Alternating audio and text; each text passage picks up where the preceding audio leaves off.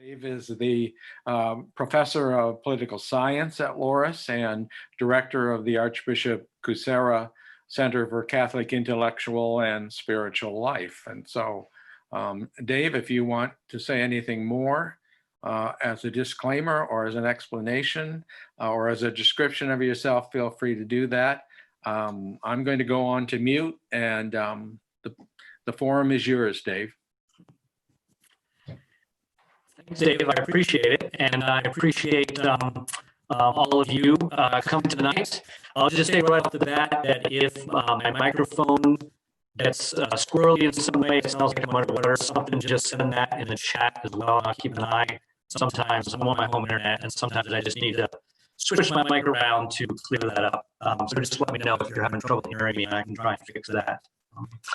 I would say that a year ago, when I would have been doing one of these talks in Waterloo, if you had said, well, you're going to be doing it on Zoom, which I hadn't heard of a year ago, and it's just all going to be on the computer, I would have said, well, that sounds impossible. I've been doing probably like a lot of you over the past 8-9 months. So I guess we're all kind of getting used to this, but I will look forward to seeing some of you in person if we can do something like this in person down the road. So Dave asked me to talk about political polarization, the American political landscape, and especially with people of faith, with religion. I love talking about religion and politics. A lot of people try and avoid it, but when I figured out I could get paid to teach it at the college level, I said, sure, I'll talk about religion and politics all day long. So I appreciate you tuning in. I'll say a few things about polarization, our political landscape, the recent political events, and religion, people of faith, but I'll leave plenty of time for some questions, some reactions, anything else you want to hear more about or talk about, or offer your own opinions, those kinds of things. So let me just start by stating the obvious, which if you're here, you already know. We are a politically divided country. We are experiencing and have been experiencing for some time some pretty deep political polarization. There is various global indexes of fragile states or divided states, and we've been dropping pretty dramatically in the past 10 years when they measure things like factionalism or group grievance or just social trust that citizens have for each other. We're not down in Yemen territory, a country of civil war, but we have been dropping pretty significantly. So it's not just the sense that we all have, it can be measured by political science when we do surveys and look at some of these indicators of political division and polarization. It's definitely a phenomenon that's gotten more acute in the United States. And of course, there are connections to religion as well.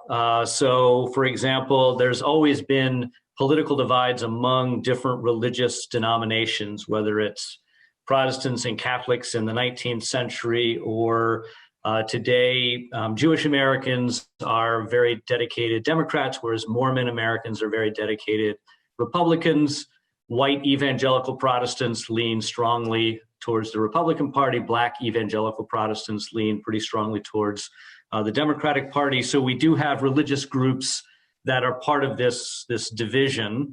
But also increasingly, we have divisions between what social scientists call the churched and the unchurched. So people who, I'm just going to admit someone from the waiting room, people who are, they go to church or synagogue or religious services much more frequently tend to lean in a more conservative direction, and people who are either low attenders of religious services or non-attenders, the nuns as they're called, N-O-N-E-S, tend to lean more left. But also you have divisions within religious denominations between sort of progressive, whatever the denomination is, and more conservative or orthodox, whatever the denomination is.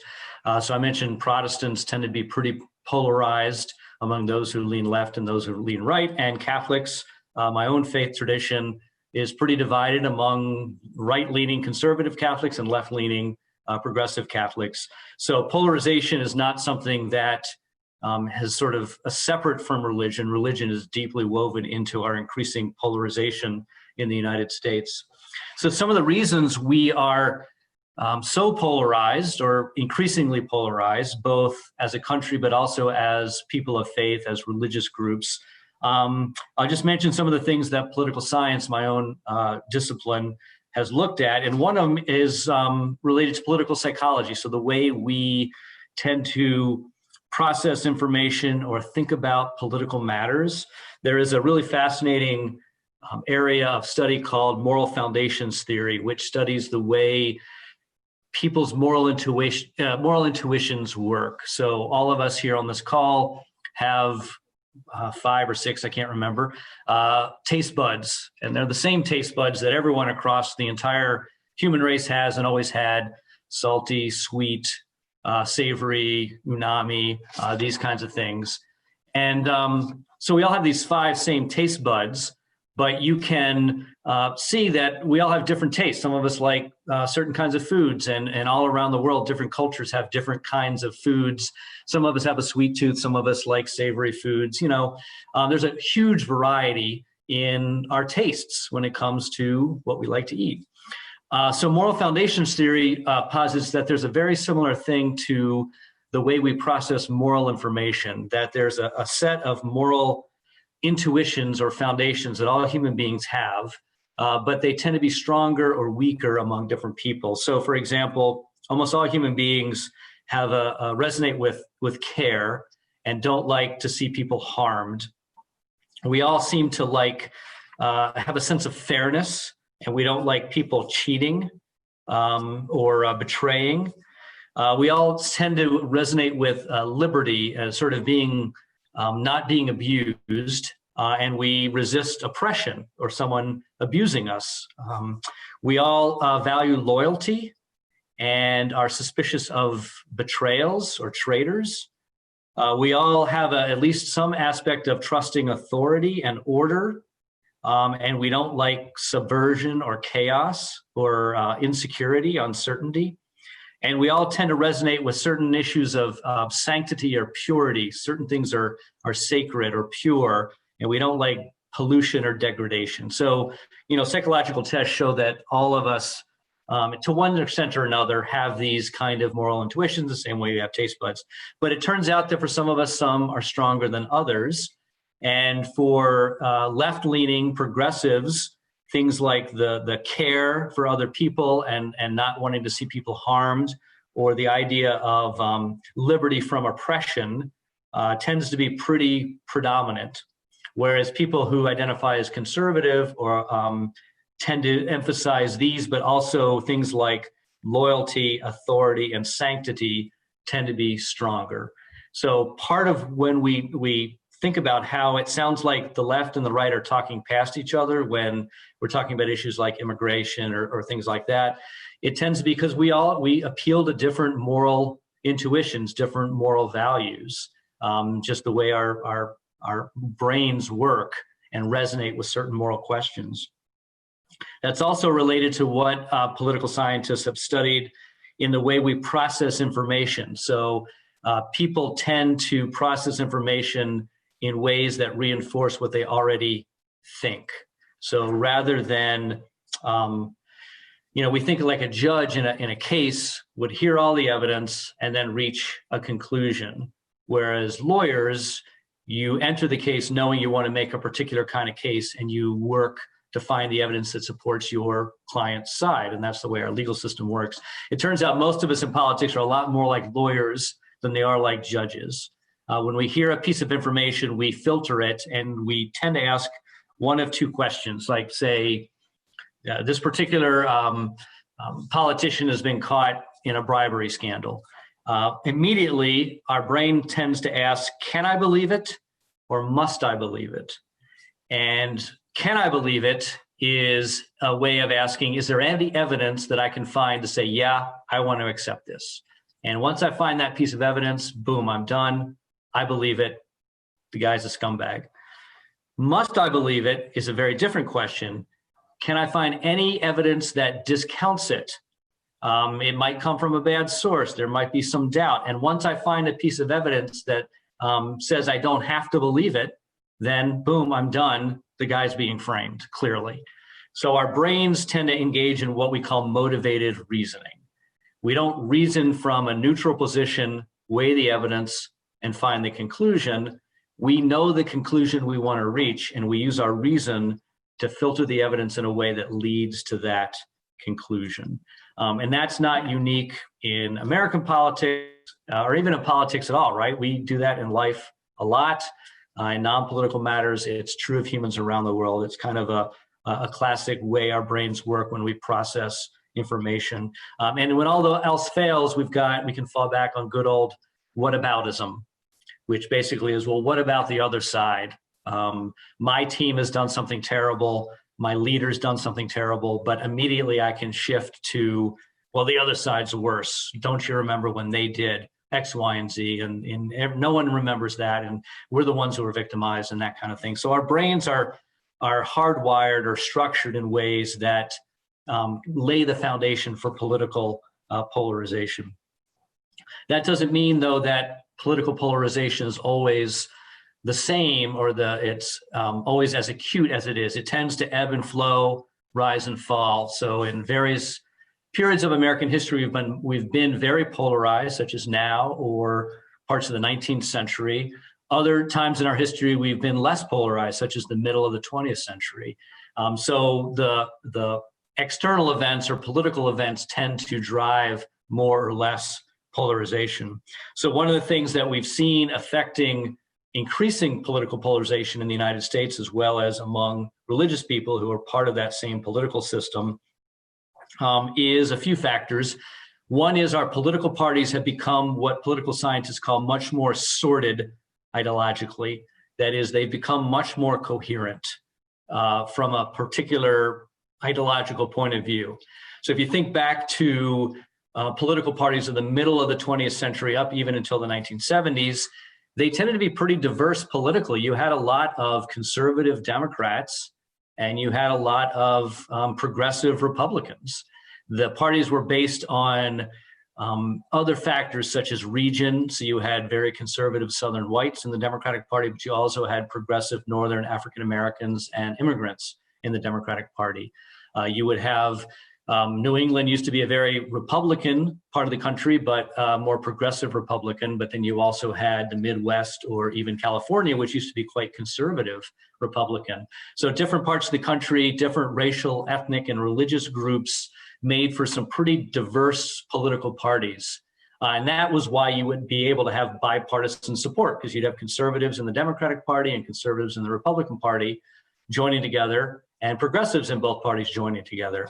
So even if you think about landmark legislation like the 1964 Civil Rights Act, as many Republicans voted for that as Democrats, and as many Democrats voted against it as Republicans.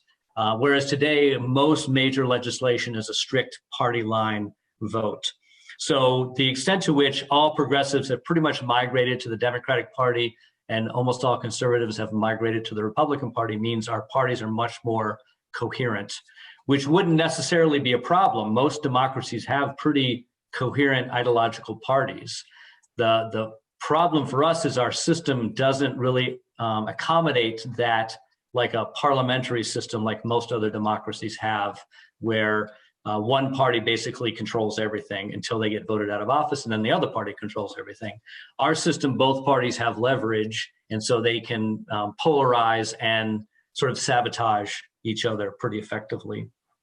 The other thing, and this leads into what we've seen recently, is that increasingly we're not only ideologically sorted, but socially sorted. Our political identities line up often with our social, religious, cultural identities, and we don't really meet nearly as many people from the other side of the political spectrum that we used to. It used to be that liberals or conservatives would have lots of contact with people from the other side in their neighborhoods, the workplaces, their families.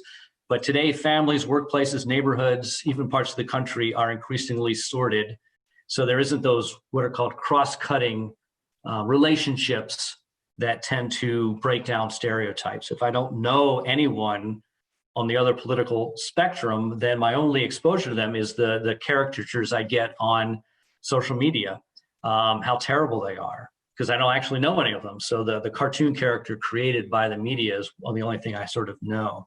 And that's related to what's called sometimes tribal epistemology, which is what we know.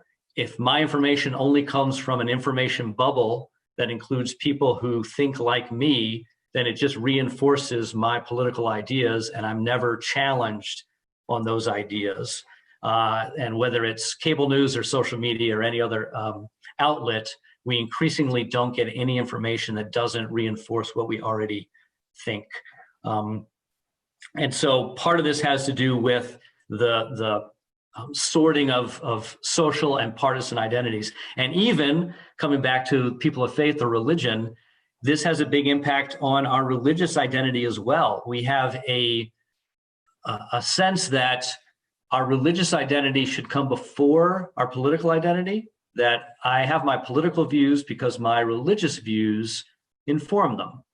But it turns out researchers have found the opposite tends to be true, that people increasingly choose their religious identity based on their political identity, because our political identity tends to be set in stone earlier in our life than our religious choices.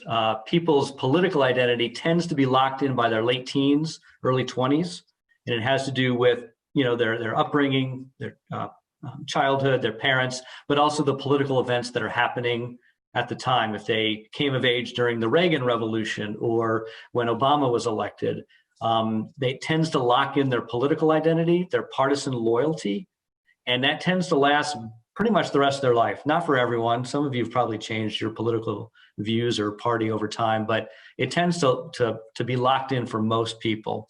But our religious identity, if you think about your own lives, our religious identities tends to wane in our teens and 20s. And then by our 30s, especially if we end up with family formation, getting married, getting a partner, having kids, our religious identity kind of becomes more important. And that's when we make a choice. What kind of church are we going to go to? Are we going to go to church at all? Are we going to church shop?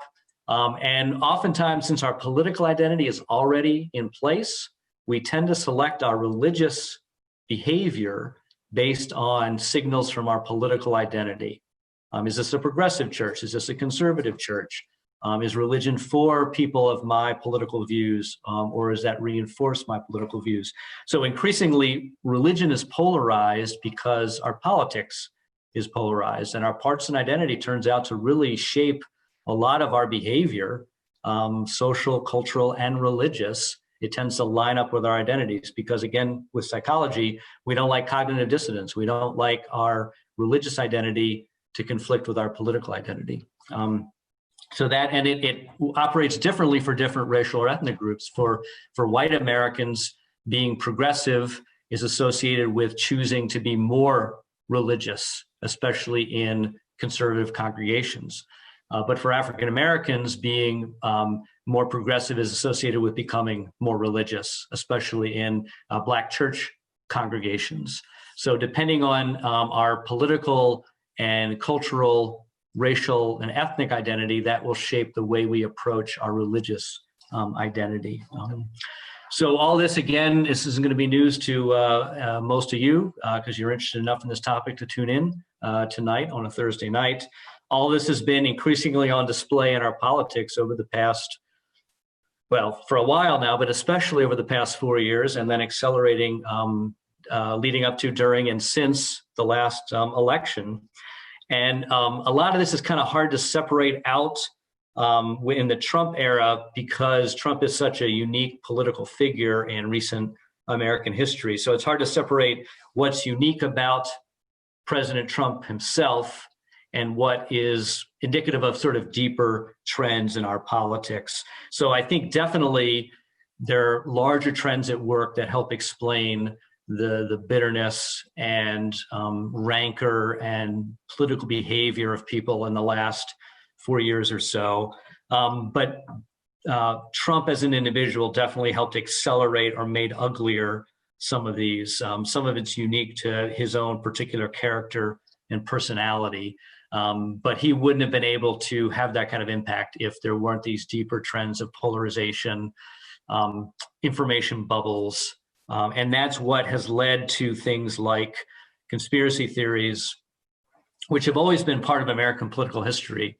I was talking with Dave in an earlier talk a year or so ago, and I related the fact that one of the most popular, the third best-selling book of the 19th century behind the Bible and Uncle Tom's Cabin was a book called The Awful Disclosures of Maria Monk, which was purported to be a true memoir of a woman who escaped a Catholic convent. And so this is the 19th century, at the time when the Catholic-Protestant divide is very polarized, very deep. And there's a lot of suspicion among Protestants of these new Catholic immigrants. And there's lurid stories about what happens in convents. In particular, convents were a rich source of Protestant speculation. And so there's lurid stories of Satanism and sexual abuse and devil worship and drinking the blood of children. It's a lot of, if you think about the QAnon conspiracy theory today, a lot of conspiracy theories always go towards abuse of children and Satan worship and those kinds of things. And so this book was a bestseller, third bestseller of the century. And it turned out to be completely false. It was made up by a Protestant minister and his wife and sold around the country. But it was remarkable how, even when information countering it came out, how people clung to this. So, for example, a group of Protestant ministers were shocked by this book, so they did a fact-finding tour to the convent where it was supposed to have happened. And when they went into the convent, they discovered that the entire building inside did not match at all the descriptions in the book, because the book was obviously made up. The person had never been inside this convent. They didn't know where rooms were, so that it didn't match at all. But the takeaway for many readers was, well, obviously Catholic carpenters went in and reconstructed the entire inside of this convent in order to throw us off. So the thing about conspiracy theories is any evidence against them is taken to be a confirmation of how deep the conspiracy goes, how terrible it is. And conspiracy theories tend to thrive in times of political division and political polarization and uncertainty and anxiety, because they help explain the world. They help explain why I feel decentered in the world, why I feel anxious, why my side might be losing status or power. And they provide a convenient enemy. This goes all the way back to the conspiracy theories about Jews in the Middle Ages being blamed for crop failures or pandemic diseases, that it has to be the Jews. So scapegoats have always been a part of conspiracy theories because they provide a simple answer and someone to blame. So it's not surprising that conspiracy theories have become pretty prominent in our contemporary politics. And also violence. We've gone through cycles of political violence in our country. Sometimes it's worse, sometimes it's not, ebbs and flows. Fortunately, we're not at levels of political violence associated with other parts of our history, especially parts of the 19th century or even the 1960s and 70s. We haven't reached the same level of political violence, street violence, or terrorist activity. But it has been ramping up in recent years. And that's, again, political science finds that societies that are deeply divided politically and especially have gaps, inequality gaps, especially economic inequality gaps, if the gap between the rich and poor and the middle class is sort of squeezed, that tends to be associated with more political instability and higher levels of political violence, whether it's terrorism or riots, assassinations, these kinds of things. And obviously, people of faith, religious people, are as touched by these as others, because we're swimming in the same ocean. I know plenty of religious people who are just as caught up in various conspiracy theories about the church or about politics as secular people. There were, if you saw as I'm sure we all have, a lot of the pictures of the riot, the crowd that attacked the Capitol on January 6th, you saw there were lots of people of faith there, lots of religious symbols and signs and messages. That religion can be caught up in political polarization, conspiracy theories, and violence as much as non-religious people, right? So That's the bad news, I guess, right? We are polarized, we are divided. This is associated with more political instability, conspiracy theories, violence, rancor, hate, instability, all those kinds of things. People of faith are caught up in it just like anyone else. And our own religious communities are divided by it and marked by it and hurt by it as much as other communities. The good news, I suppose, is that there are responses. None of them are easy or immediate, but as I said, our country has gone through periods of more political polarization, instability, and violence, but also periods where we've had lower levels of those things. And other parts of the world have also gone through similar cycles. So we're not condemned to an endless sinking of polarization, violence, and division. We can turn the corner and make things better. I'll just suggest a few things political scientists point to for the country as a whole or for people of faith in particular. There are some political reforms that can lessen political polarization. So for example, gerrymandering is something that tends to accentuate political polarization, whether it's for the US Congress or for state legislatures, when you can draw the districts to have overwhelmingly Democratic or Republican majorities, it tends to produce safe seats for ideologues, and they're more afraid of a primary challenge from their own party, from the right or the left, than they are for being kicked out by the electorate as a whole. So the more we gerrymander, the more we polarize our politics. So ending gerrymandering, as some states have done, and Iowa doesn't have especially. Iowa doesn't gerrymander, so Iowa's kind of better in that regard. Making the House of Representatives and the Electoral College more representative is another thing. We increasingly, because of urbanization, we have more and more Americans living in smaller geographic areas, which means that rural areas tend to be overrepresented, which can lead to more rural-urban polarization. Campaign finance reform is another thing to bring about sort of more authentic, democratic voice of the people rather than the extremes. Term limits on the Supreme Court would be something that would at least depolarize the Supreme Court battles that we've seen in recent years. And obviously in the 2020 election, there was a lot of polarization around just the basic process of voting. So some of you who remember previous elections, we argued about a lot of things, but we didn't spend nearly as much time arguing about how people actually vote. But increasingly, and this is not just because of the pandemic and mail-in voting, but with voter ID laws and other sort of methods, there's been a lot of battles over even the act of voting. So if we could sort of have a national, simplified, uniform approach to voting, that might help depolarize things as well. Two other areas that we could depolarize before sort of we turn to some more specific things. Social and economic reforms. So as I said, generally speaking, the bigger gap you have in a society economically between rich and poor, the more destable your politics are. And we're at a pretty close to an all-time high of the gap between rich and poor. We've gone through periods where we've had a big gap, a smaller gap, big gap in the late 19th century, the Gilded Age, smaller gap in the middle of the 20th century, following the Great Depression, 40s, 50s, and 60s. But since the 70s, the gap has opened up and it's at one of the highest it's ever been in American society. And at the same time, social mobility has really gone down. Your chance of being if you're born poor, your chance of dying poor is higher than it's ever been in American history. And if you're born rich, your chance of dying rich is higher than it's ever been in American history.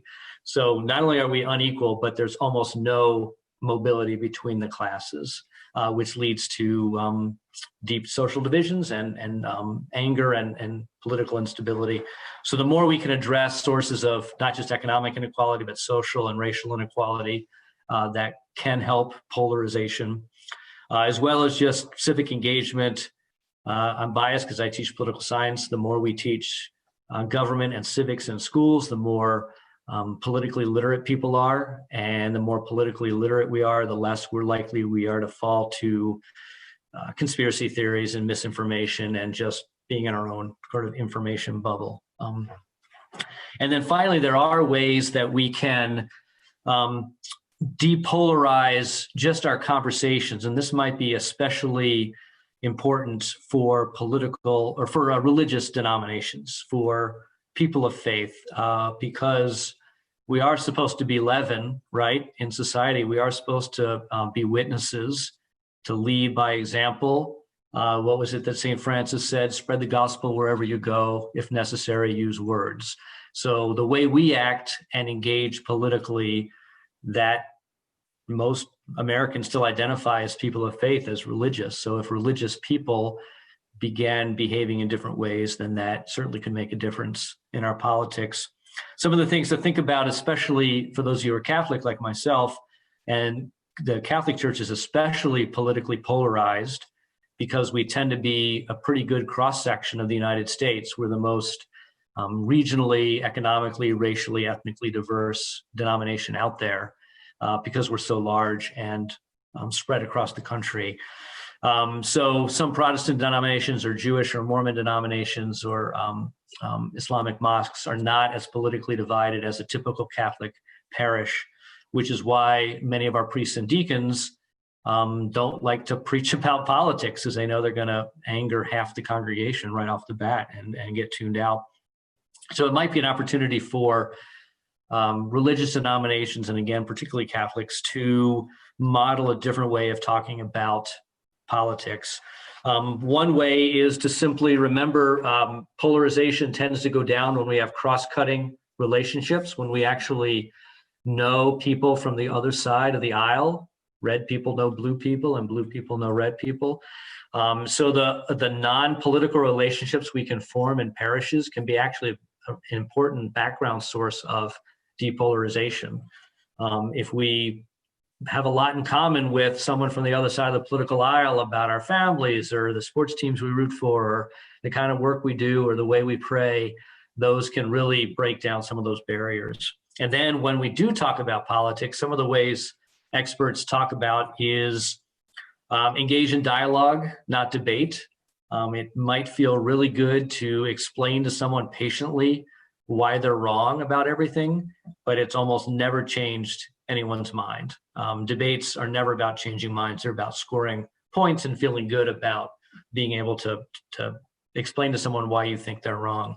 But the more we engage in dialogue, where we're truly open to what other people think and open to the fact that we might not be right about everything, or we might adjust our opinion, that is where the ice tends to break a little bit, and things loosen up, and you can actually have some good exchange and some depolarization. Another hint is to reframe, when you're talking about a political issue, reframe it from yes, no, or either or. So am I right or are you right? Is America X or is America Y?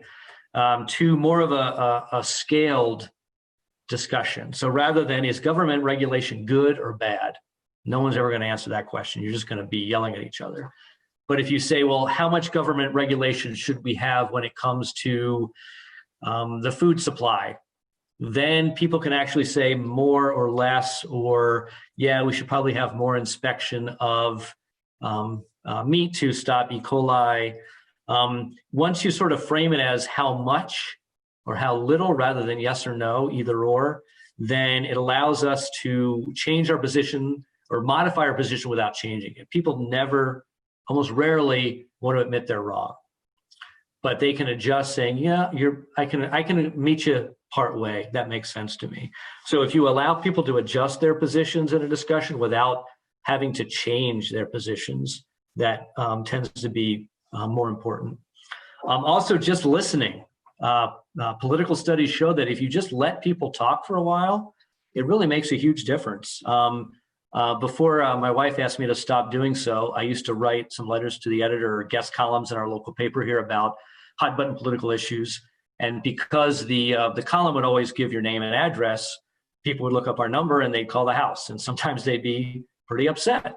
And they'd have a lot to say. And I found that if I just let them talk for a while. They were obviously angry about the issue, say it's gun control, for example. If they can, express themselves, then usually you can have a pretty good conversation after that. People want to be heard, and that tends to break down defenses. There's even a new technique in political science called deep canvassing, which is rather than people going door to door, you've had political people come to your door, they knock on the door, hi, we're here representing this political cause, here's why we think you should support our cause or vote this way in the upcoming referendum. This technique looks at, you go door to door, and you just ask people how they feel about a particular issue. And you talk to them about, you listen to them and then you tell them your perspective and you kind of reach a common bond. And it turns out once people have been heard, once they're able to express their opinion, they're much more likely to be able to think about it and think about adjusting it. And the studies at least have shown that people are a lot more willing to support a cause once they've been able to have their say, to be listened to be heard. And that relates to the moral intuitions I talked about before, which is if we acknowledge when we're talking to people that people have different moral intuitions. Some of us care, and avoiding harm to innocent people is really important, but other people, disorder or insecurity tends to be important. Some people, loyalty is very important to them as a moral imperative, whereas for other people, it might be liberation from oppression.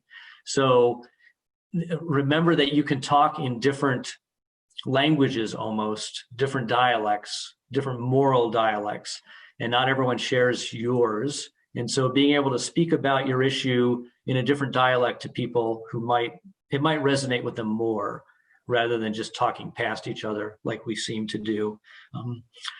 A big part of all this, studies have shown, is that all of us are narrative animals. Human beings are storytellers. And so we tend to think about politics and moral issues, political issues, and religious issues in stories. I mean, for those of us who are Christian, we read parables, right? At church, the gospel is a bunch of stories. It's not a treatise like you would read with Aristotle or St. Thomas Aquinas. Jesus spoke in stories and parables and narrative. And so if you share stories, like, here's why I feel so deeply about this particular issue. Let me tell you about some experiences I've had. Let me tell you about my family, my background. And here are some of my hopes and my fears. It turns out a lot of people, that resonates. People have similar hopes, similar fears. They have similar stories, and being heard and being allowed to share our stories tends to really break down polarization, rather than just, here's 10 points for why I'm right on this issue, and here's 10 points for why you're wrong. That's a debate. Like I said, it doesn't really change anyone's mind. But sharing stories, you get to know each other, you make connections, you find underlying commitments or concerns.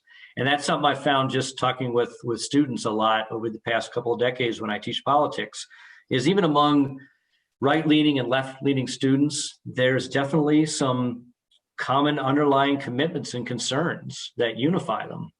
So if you don't start with a particular issue, you start with an underlying trend or commonality that tends to open up conversation. So for example, I've never met a student who at least will admit that they don't think the United States is too materialistic, too consumeristic, whether right or left or middle. This tends to be a common concern that people have, that we've become too materialistic or individualistic, that we don't sort of trust or care about our neighbors as much as we used to.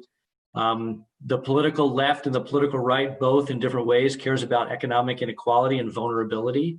That drives a lot of the politics of both sides. So there's a common anxiety among Americans about economic vulnerability, being able to give their families, be able to afford healthcare and a college education, things like that.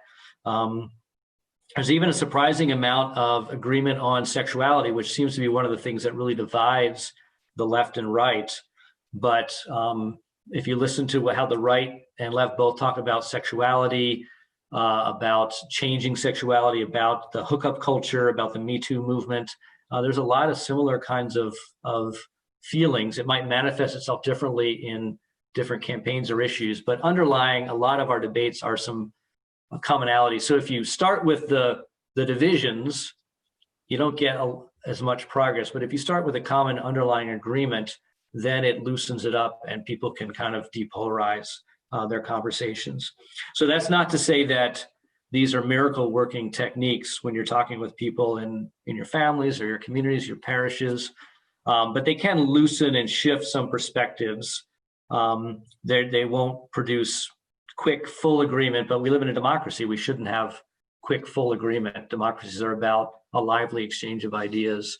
And it's okay to care deeply about certain issues if your tribal loyalty is the most important thing rather than what you actually think is right. That's when we start to run into problems. So I thought I'd spend half the time talking and half the time responding to questions, concerns, things you want to hear more about, your own views. So you can type any questions you have into the chat. A couple have already popped up, which I'll start to answer. So yeah, anything you want to hear more about, anything you disagree with, anything you think I left out or should address, just put it in the chat and I'll read it and respond until we run out of them. So let me start with the first question. Did anything surprise you about the 2020 election? That's a tough question because yes and no. In one sense, it was pretty predictable. You had an incumbent president with a pretty low approval rating running for re-election at a time of economic distress and especially pandemic disease. Usually, incumbent presidents are blamed for when things go poorly. There's studies that show that if your home football team loses the NFL game the Sunday before Tuesday's election, people punish the president. Presidents have been punished for shark attacks. So when things go bad, people tend to blame the incumbent. Trump was an historically unpopular president from the beginning to the end. So in that sense, it's not surprising that he's one of the few recent presidents to lose re-election. It was closer than many polls showed. So that's one of the things that my discipline, political science, I don't do polling, but some of my colleagues do. That's something that they're trying to figure out is how some polls, not all, but how some polls tended to overstate Biden's victory. And then, of course, the aftermath. I mean, in some cases, it didn't surprise me because President Trump signaled all along he would not accept losing. Those of us from Iowa might remember in 2016, President Trump, the very first election in his campaign for president was the Iowa caucuses. He lost narrowly to Ted Cruz, and he accused Ted Cruz of rigging the Iowa vote, and the Iowa caucuses should be thrown out. So in that sense, President Trump never admitted ever losing any election. So that didn't surprise me, but the turn it took, obviously, with the attack on the Capitol, with the number of members of Congress who went along with sort of entertaining this notion that somehow Trump really won in a landslide and that Democrats were able to rig the election in so many states while also not rigging all the other lower ballot offices that they didn't do very well. And it was actually a pretty poor election for Democrats. So that kind of did surprise me and disappoint me. And then obviously, like many people, I was pretty disheartened and shocked by what I saw when the Capitol was breached. So the rancor, President Trump's behavior and his loss were not especially surprising, but it was disheartening that we didn't do a better job as a country in the wake of it. Another question, how reliable and safe are our elections? From a political scientist perspective, they're very high, they're very reliable and very safe.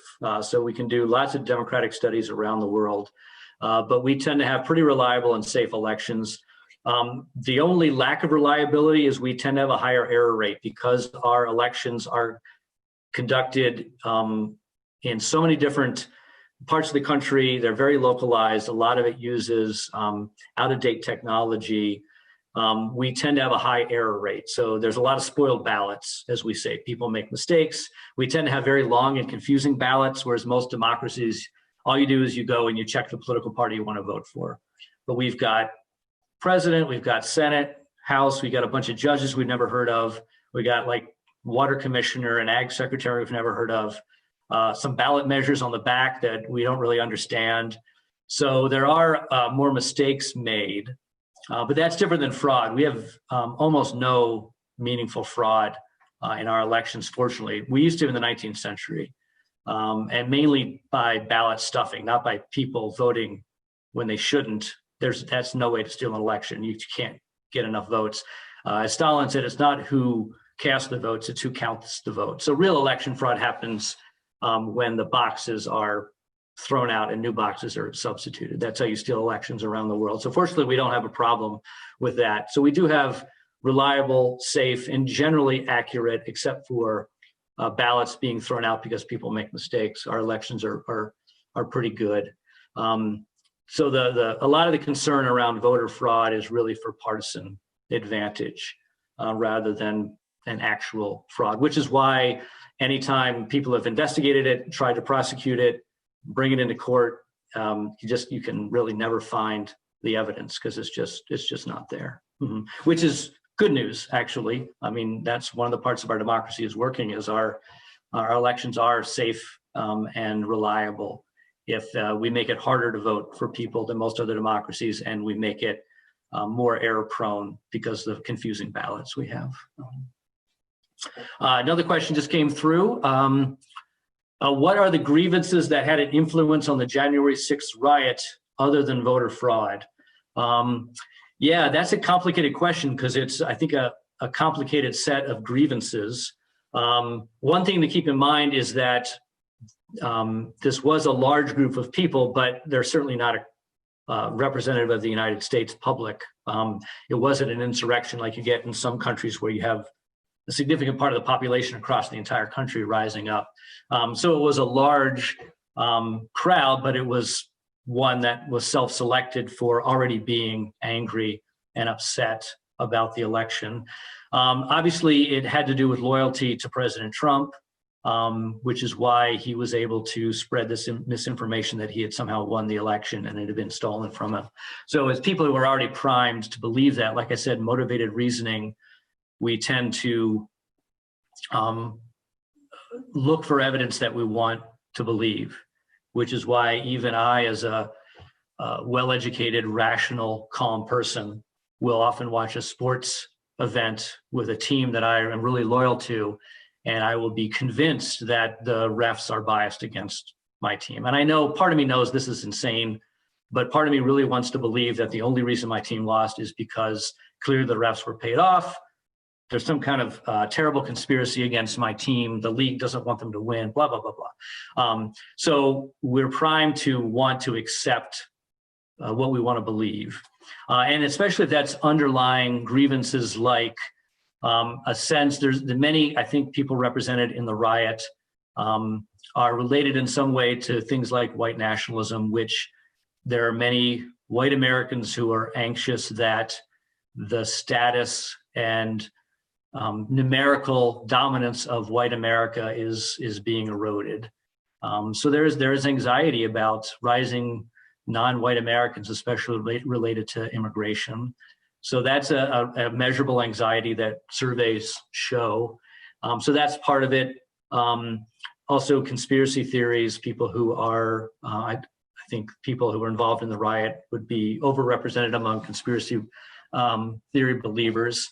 And that taps into various personal anxieties people have, but also a hunger for belonging, to be part of a movement, to be part of a great righteous battle. That is something that a lot of people resonate with, and we are attracted to various ones. And so I think it involved a lot of different interrelated grievances, but they're ones that Trump certainly aggravated and brought to the surface and instigated, but they're ones that predate Trump as well. Here's another question. Let me take a quick drink of water. Yeah, so this is about a question about what I understood. So about something I said earlier. As a child, raised Roman Catholic, family and relatives and friends surrounding me made us all Catholic. Later, I chose my political direction, so surely I misunderstood what was said. Yeah, that's a great point. It's true of the person who asked this question. It's probably true of many of you. It's true of lots of Americans. Our religious identity was part of our upbringing, and then we later chose our political identity in part because of our religious values. It turns out that when you do longitudinal studies of Americans, there's large representative samples of Americans, tens of thousands of them, and they're interviewed when they're 14 and when they're 20, when they're 28, and sort of through life. It turns out that that's not true of most people. The typical American becomes very disengaged from religion sometime in their teens, and either comes back to religion sometime in their late 20s or early 30s, or doesn't. But our political identity tends to be locked in exactly that period during our teens to early 20s. So for most people, their political identity is more important than their religious identity. And so when their religious identity comes back in their late 20s and 30s, it's their political identity which has a big influence. Again, that's not true of everyone, but that tends to be the trend for a lot of people, which explains why political conservatives and political liberals tend to make different religious choices in their 20s and 30s, when most people make a key choice about their religious behavior and their religious affiliation. Let's see here. Another question: do you care or dare to forecast where we will be in 5 or 10 years politically? Yeah, I guess I can dare. Hopefully no one will hold me to it, because my political forecasts have not been especially accurate, I think, over the past 20 years. But I think we'll still be deeply politically divided. That's kind of an easy prediction to make. We'll still be polarized. I'm hoping that political violence will not get worse in 5 to 10 years. And I'm guardedly optimistic that part of it is unique to President Trump, and especially the pandemic and the economic suffering and anxiety and pressure that the pandemic kind of put on American society. We all can feel this in our own lives. And so I think that has led to even more polarization and political anger. So hopefully as the pandemic passes, that will help things in the next 5 to 10 years. I think if we're able to work on the general healing, and again, it's not we have to make everyone agree, because that's not a democracy, but if we can lower the political temperature through leaders behaving more responsibly, but also addressing some of these underlying things like economic inequality and anxiety and vulnerability, that might help. A lot of predictions were Democrats will do better in the next 5 to 10 years because of demographic change. The Republican coalition tends to be older and whiter. The country's getting younger and less white. But Hispanics are the key indicator here. And President Trump in 2016 did better than Mitt Romney among Hispanic voters, even with his immigration rhetoric. And a few months ago in 2020, he did even better than he did in 2016. He didn't win the Hispanic vote by any means, but he did surprisingly well among Hispanic, especially Hispanic men. So Democrats can't count on a growing Hispanic population to automatically make Democrats more politically powerful. So I think it'll be continuing to be pretty evenly divided between the two political parties. Once the Republicans figure out what their post-Trump identity is, they should remain a pretty strong, viable political party. And so we're going to have plenty of political divides, hopefully just without as much rancor and anger and violence. Where does the Capitol riot compare to Black Lives Matter protests? So yeah, there has been a series of, I guess, what political scientists would call violent or sometimes destructive riots. So usually we distinguish between crowd actions that involve violence against human beings versus property destruction. Not to say they're not both wrong, given the circumstances. So we did see, starting in the spring and into the summer, a lot of protests, large-scale protests around the killing of Black men, especially unarmed Black men, by police officers, and then counter-protests, oftentimes in places like Kenosha or Portland.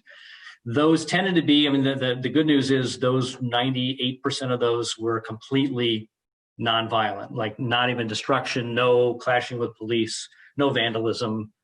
They were including things where many of us are from, Dubuque, Waterloo, Cedar Rapids.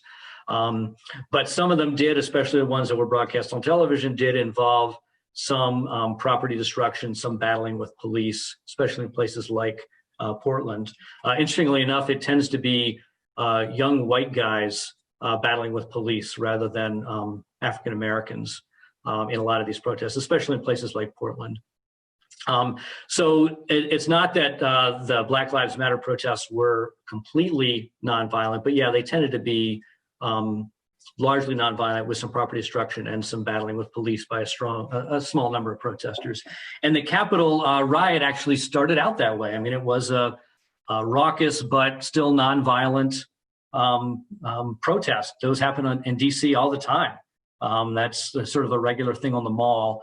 And even going to the Capitol and protesting and yelling, that again is not violent. So it only sort of took a turn when the police response was inadequate and when the Capitol was breached. And then generally crowd behavior takes over and you have a release of destructive, especially vandalism. And again, the violence was there. Police officers were beaten and killed. A woman was shot. But a lot of it ended up being property destruction and vandalism. There was, it seems, probably a small group of people who were planning, if they could, to get their hands on members of Congress or the vice president to either take them hostage or assassinate them. So fortunately, the violence didn't reach that level, which would have been even worse. I think for the Capitol riot in particular, it was the symbolism of the Capitol, which many of us have toured with our families, and it's not the place we're used to seeing rioters running amok. So the symbolism, the level of violence actually was not that high compared to American history, but the location was especially fraught, I think. Another question, are we in danger of a permanent insurgency, even if small? So yeah, I guess I should have mentioned, the other thing about the riot was the Capitol riot, most political violence in our country historically is based on anger around a particular issue, groups, Protestant or Catholic mobs battling each other, things like that, or police cracking down on protesters about civil rights or anti-lynching, something like that. But some of it has been insurrectionary. So insurrectionary is a particular kind of political violence that's designed to either overthrow the legitimate government or disrupt a particular operation of government. So you're not just protesting a particular issue, you actually want to stop the government from functioning or overthrow it. So I think there's always been groups that are anti-government. The Oklahoma City bombing of a federal building was an insurrectionary kind of militia act by Timothy McVeigh. So I think, yeah, we're going to have that for a while. Hopefully it won't be bad enough that it truly threatens our government. I don't think it will, but I think there will be militia activity and various insurrectionary groups or lone wolf terrorist acts against government officials or targets. If you remember, the Republican softball game practice was attacked by an assassin who shot Representative Scalise. So I think you will see some of that kind of activity going forward. So we are in danger of that, but yeah, I think it'll be relatively small and it won't threaten the actual functioning of American government. It'll just unfortunately get some people killed, and probably for most of us mean going to visit state capitals or the US Capitol in Washington is going to be a different kind of experience. It's going to send a signal that our democracy isn't as open and free as it used to be, that it's going to be much more like visiting some kind of occupied building, which is really unfortunate symbolically. Here's another question. We've heard a lot since the election about Joe Biden's ability to work with the Senate and thereby get his bills passed. If this is true, wouldn't it also have been true while he was VP with Obama, getting more of his legislation passed? Thank you. Yeah, I think that I agree that all this talk we've been hearing about Joe Biden's sort of magic bipartisan ability to get things through the Senate is probably overstated. I hope President Biden doesn't believe it, and he might believe it a little bit of it, but if it were a question of Democrats having 57 or 58 senators, then sure. But with the barest of majorities, 50-50 with the vice president tie, I don't see how Biden is going to sign up a filibuster-proof majority of another 9 or 10 Republican senators to pass many of the bills he's proposed. Some of the stuff he'll be able to do through the reconciliation process, which involves financial budget matters, that only requires a bare majority. But a lot of what he's proposed requires 60 plus votes, and I don't see how Mitch McConnell is going to give him those votes. And I think the question is right that McConnell's strategy when Obama was elected was we're going to make him a one-term president. We're not going to give him any victories. That's one of the problems I talked about earlier about our political system is not built for bipartisanship. If the parties are polarized, it allows one party to sabotage the other party pretty effectively. So I think Biden is going to really struggle to get a lot of what he's promised through unless the Democrats abolish the filibuster in the Senate, which at least one, Joe Manchin, who they need to do so from West Virginia, has come out and said he never will. So yeah, I don't have a lot of hope for sort of a sudden bipartisan celebration breaking out and Republicans passing legislation that they just oppose and would oppose if it was anyone being president and opposed before Trump came along.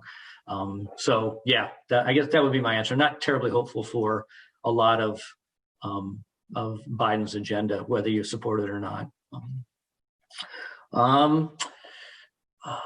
Here's another comment question. The first time I ever saw a U.S. president make the sign of the cross was yesterday.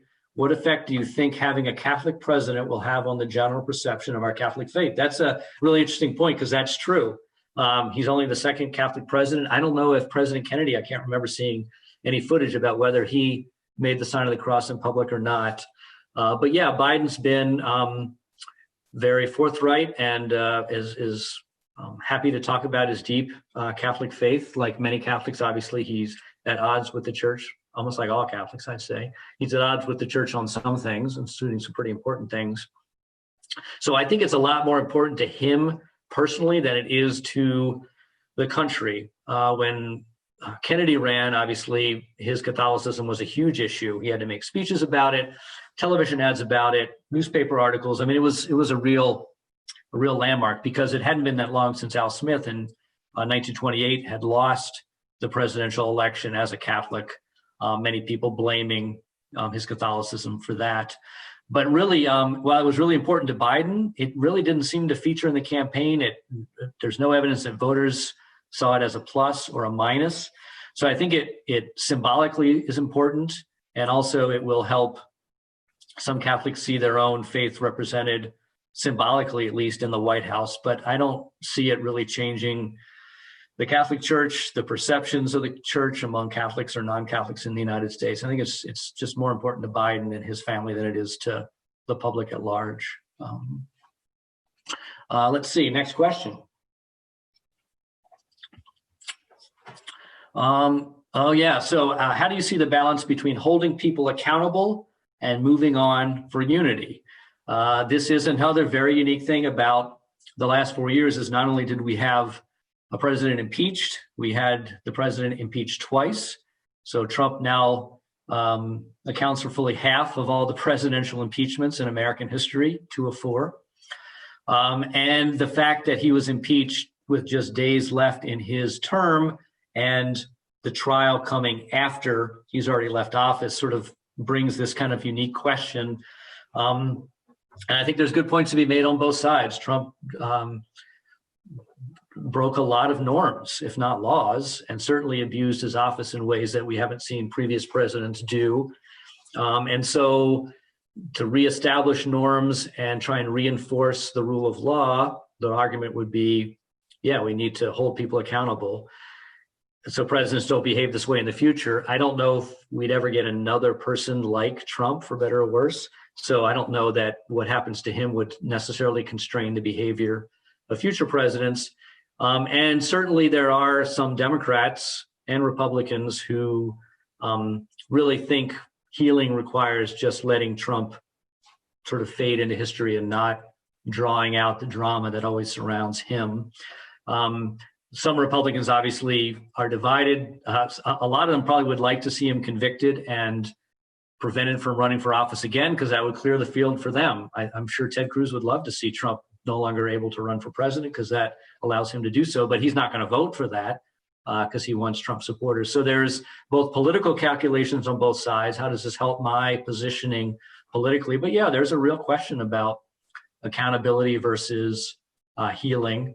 My own view, I think probably accountability is important. I think democracies need to make examples of those who break their norms. And especially since the punishment isn't anything except you can't run for office again, which none of us have an absolute right to be president.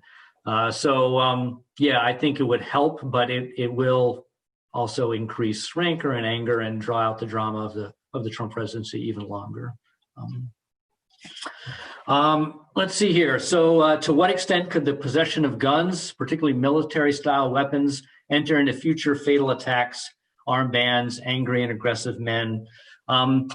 Yeah, that's a very good question, just because that's a background to a lot of violence in the United States, not just political violence. So we are not actually that much more violent than other similar countries. So the number of personal conflicts and people who lash out and engage in acts of violence is not especially higher in the United States compared to other, industrialized countries that aren't at war. But the difference we have is we are just much better armed. And so when someone acts violently, there's much more likely to be a gun at hand, which means we don't have a higher crime rate, we have a higher homicide rate. And we don't have a higher attempt at suicide, we have a higher successful suicide rate. Because there's just so many guns around and they're close by, we tend to kill each other and ourselves at a higher rate, even though we're not especially more prone to violence or suicide attempts. So that plays into also political violence.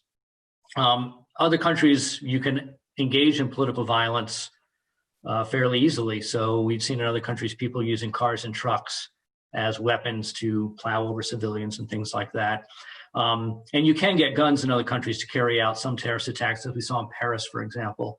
But it's a lot harder for a lone wolf attacker to get their hands on a gun in other countries, which is why in Britain, for example, a lot of Islamist terrorist attacks involve knives, which can kill people and do kill people, but they tend to not kill as many people as efficiently, which is why we give our soldiers guns, not knives anymore. So yeah, I think the fact that there are so many weapons in the United States can make it more likely that insurgency or terrorist attacks in the United States will involve guns, and they have. So if you think about terrorist attacks on the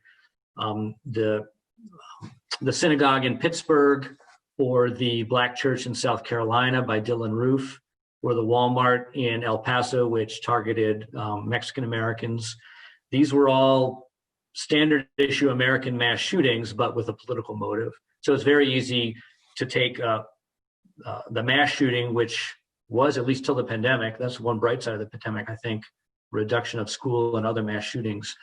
It's easy to take the mass shooting approach and just adapt it to a political kind of attack. Ironically, I think a lot of the targets like capitals are now better protected than soft targets like a Walmart or a church or a synagogue. So that might help some. And then there's just the tone of people carrying military-style weapons, dressed in sort of militia-style outfits, wearing body armor. Even if they're not carrying out attacks, the fact of marching and gathering is menacing. I mean, it sends a signal of implicit violence that I think is not healthy for a democracy. And again, I'm all for the First Amendment and protest, especially loud protests and expressing. But when there's threats of implicit violence and menace involved, I don't think that's not good for a democracy. So I'm afraid of that in the next 5 to 10 years. Let's see. Yeah, here's another good question. Do you think that a third party will come about due to the divide in the Republican Party? I was just talking to one of my students who's doing a senior thesis, and they can choose their own topic, and he's thinking of doing it on third parties in the United States and why we have a two-party system and why more third parties don't come along. And yeah, one of the things that he'll be looking at, and which is key to this, is that we've always had a two-party system mainly because of the structure of our government. So most democracies are parliamentary democracies modeled on Britain, Israel, Egypt, Ireland, places like that. And they tend to be multi-party because you get a certain amount of power, seats in the government based on the percentage of the vote that you get. So if you get 40% of the vote, you get 40% of the power. You get 20% of the vote, you get 20% of the power. You get 10% of the vote, you get 10% of the power. And maybe you could be in a governing coalition if the 30, the 20, and the 10 all get together, then you can run the government. In the United States, we don't have proportional representation. We have winner take all. So whoever comes in first in the 1st Congressional District in Iowa, Ashley Hansen, goes to Congress. Whoever comes in first in the Senate race, Joni Ernst, goes to the Senate. Whoever comes in first in my district on the south side of Dubuque, Lindsey James, she goes to Des Moines. So we have basically a winner-take-all system, and any winner-take-all system really has two political parties. So until we change that, we're stuck with two. Now, historically, those two have sort of sometimes switched. So parties have imploded before, not since really the Civil War. We've kind of had the two Democratic and Republican parties. What they normally do is splinter and weaken. So after the Civil Rights Movement, the Democratic Party splintered. White Southerners who used to be solid Democrats left the Democratic Party, and not coincidentally, the Democratic Party had a really rough time winning elections, especially presidential elections after that, because when a big part of your coalition leaves, you have to adjust and build a new coalition, and that can take time. So yeah, I think the threat to the Republican Party is not so much that a third party will emerge, but that the party will become splintered. And sometimes third parties, they don't really win elections, but they can kind of drain votes away from the existing two parties, and they can cost you elections. So many of you remember when Ross Perot ran for president in 1992, he got, 1996. He got 92. He got 20% of the vote. He didn't win a single electoral college vote because we have a winner-take-all system. He didn't win a single state, but he probably cost George H.W. Bush the election and handed it to Bill Clinton. So if you have, because he drained more Republicans than Democrats. So I think that the post-Trump, or if it even is yet a post-Trump Republican Party, if it splits and some members go to smaller parties, some maybe become Democrats or independents, some just stay home, that could have an impact. But it's very unlikely, based on our history, that a real third party that can actually win national elections will emerge, just because of our constitutional structure. Let's see, another question. Are the bishops leading or following the political polarization among Catholics? Yeah, that's a good question. I think they're probably following. I mean, we like to think of bishops as leaders, but in politics, they tend to be followers. And actually, a lot of political leaders, we call them leaders, but they're also followers. They tend to go where the political wind is blowing. So I think if you look at the number, those Republicans who did support the challenge to the Electoral College, the morning of leading up to the riot, a lot of them did it basically for political convenience. That's the way their constituents back home. A lot of them are from gerrymandered districts, so they don't have many Democratic voters to begin with. And the Republican voters they have are pretty conservative because of the way the districts are drawn. So they tend to be followers of where the trends go. So yeah, I think the bishops, not that they're doing it purposely or not that they're craven, but they tend to reflect the changes in the Catholic population at large, though with a lag. So bishops usually lag by about a generation. Demographic changes or political changes in the Catholic population as a whole. For what it's worth, studies do show that the bishops themselves are pretty politically polarized. There was a recent study about what media bishops consume. It was part of a much larger survey of the 200 plus American bishops.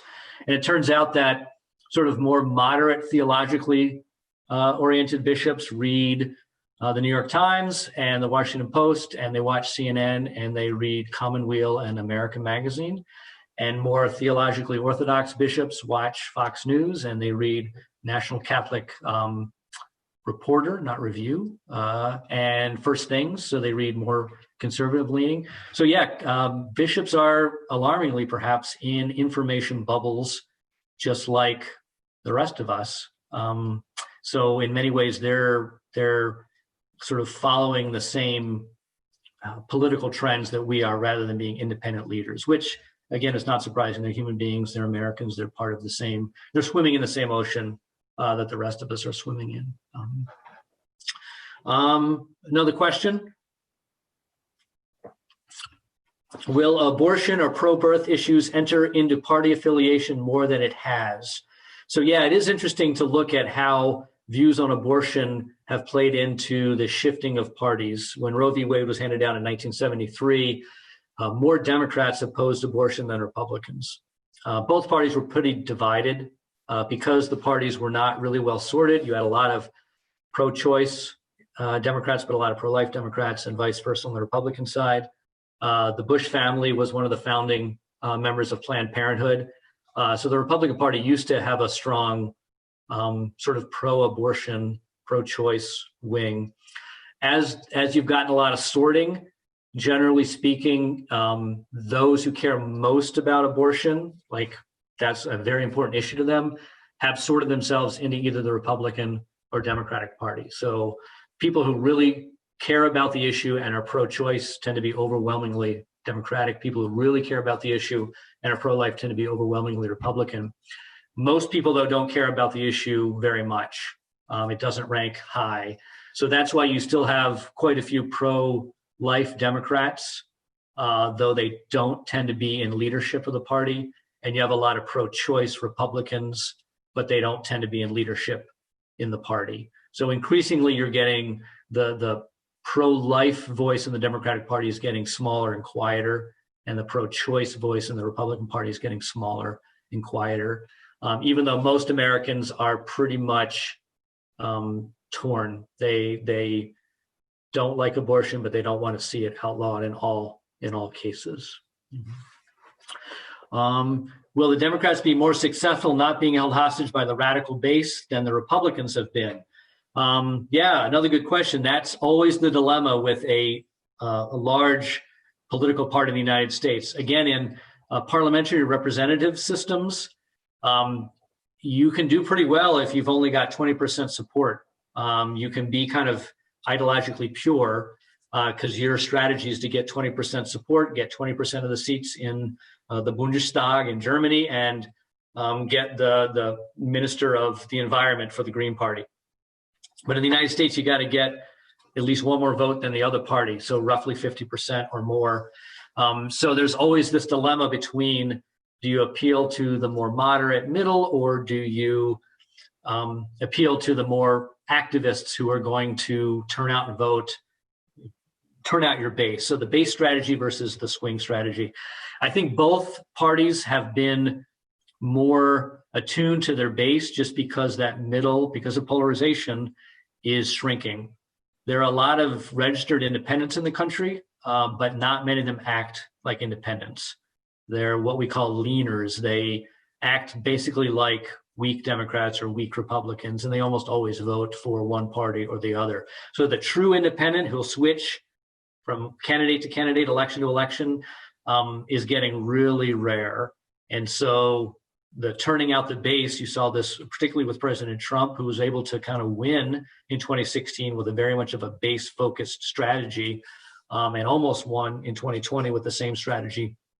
And Democrats will probably have a similar experience, although there's more. The Republican base is larger than the Democratic base. There's more conservatives in this country than there are liberals or progressives. So the Democratic Party is more, has to appeal to more moderate voters to be successful, because there just aren't enough of their base voters to win elections. Whereas the Republican Party, the party itself might be a little bit smaller than the Democratic Party, but the base tends to be a larger percentage. So that might be part of the reason the Republican Party seems to be more base-oriented historically. As younger people who are much more progressive than older generations, as they age into the voting population, you might see the Democrats behave similar to Republicans, put more emphasis on a base, because that base is going to be getting larger. I'm just seeing if there's any more questions. It looks like we're about out of time. Any final questions or comments or things you want to hear more about, or are you ready to get off of Zoom and have human interaction? Let's see here. I'm not seeing any more pop up. I'll end there, but I'm happy to answer any questions by email. If you want to reach out, talk more about any of these things, I'm happy to do so. And I'll just say thanks for listening to me. I assume you were listening to me. If you're like me in a Zoom meeting, you don't always have to listen, which is one of the nice things about Zoom. So I won't take it personally, but I appreciate you tuning in. Okay. David, thank you very much. I think a nice balance between your presentation and the opportunity for questions. I hope our folks appreciated that and felt like you had an opportunity to ask questions or to make comments. Had enough opportunity to do that.